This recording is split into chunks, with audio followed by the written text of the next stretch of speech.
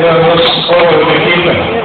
Kad su gledali od kluba i od ekipe, ovo su djevojke smislile za svoje igračice, za svoje kolegice. Eto, predsjek još jedan molim.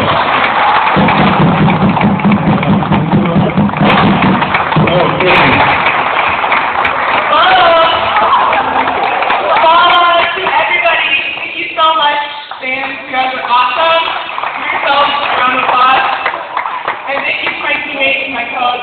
Everyone in our club. Really appreciate everything, and we've had a great season.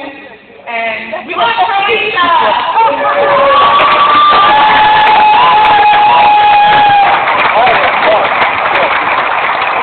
A sada vas puno samo jedan skromno vlastne djece, to je bez krajne djevojke.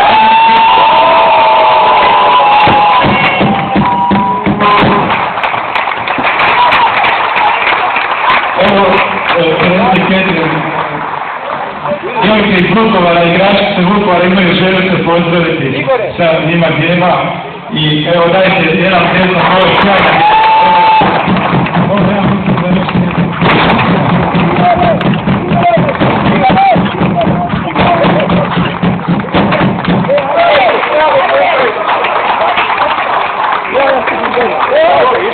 Naši sjajni i ponovno ćemo igrati nagodinu. Imamo još jedan pozdrav naši Marsovci, također imaju darovce.